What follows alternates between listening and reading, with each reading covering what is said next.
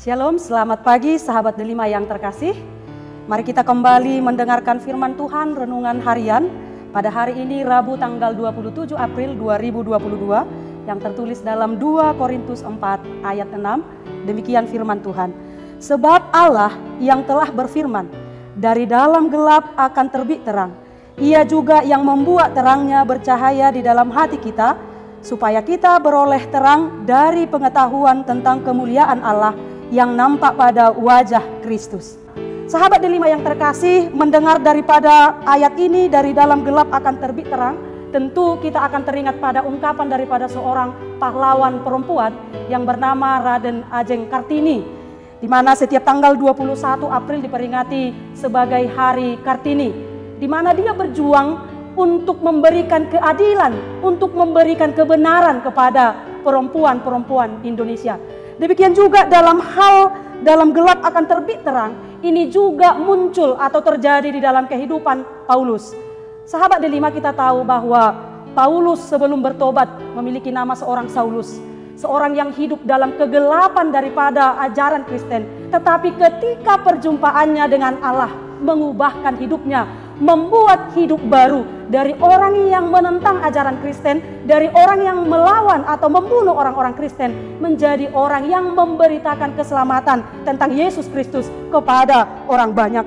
Ketika Paulus percaya akan Injil, maka dia diselamatkan. Dia memiliki hidup baru. Sahabat Delima yang terkasih, Injil itu adalah terang. Terang itu membuka mata hati kita, membuka mata kita untuk bisa melihat, menghilangkan kegelapan. Maka Injil itu juga demikian. Ketika kita percaya pada firman Allah, ketika kita menghidupi firman Allah, maka kita akan mengerti mana jalan yang baik, mana jalan yang benar.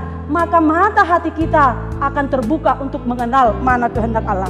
Itu sebabnya seorang pemazmur juga berkata dalam Mazmur 119, firman-Mu pelita bagi kakiku dan terang bagi jalanku. Orang yang hidup di dalam firman Allah, maka terang Kristus ada di dalamnya. Sahabat Delima yang terkasih, saat ini dalam renungan pagi ini, marilah kita mengoreksi hati kita. Apakah firman Allah telah menjadi terang bagi kehidupan kita? Apakah kita seperti jemaat yang ada di Korintus, mendengar firman Allah tetapi tidak percaya dan tidak ada faedahnya di dalam kehidupannya karena tidak ada kehidupan yang baru dan masih tetap pada kehidupan sikap-sifat yang termasuk dalam golongan gelap di dunia ini. Maka marilah kita mengoreksi hati kita. Hendaklah setiap kita mendengarkan firman Tuhan, hendaklah juga itu berpengaruh di dalam kehidupan kita, memberikan jiwa yang baru untuk lebih sukacita lagi melakukan firman Allah. Sahabat Delima yang terkasih, di zaman sekarang ini banyak orang yang mampu menghafal firman Allah, menghafal semua isi daripada Alkitab, tetapi banyak sekali orang yang tidak menghidupinya. Sahabat Delima yang terkasih, bukan gambaran seperti itu yang dikatakan diterangi oleh firman Allah.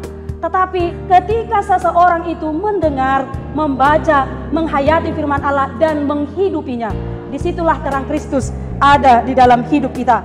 Jadi bukan hanya pintar untuk menghafal, sering datang ke gereja dengan berpakaian yang bagus, mendengar firman Allah tetapi pulang dari gereja tetap berbuat jahat.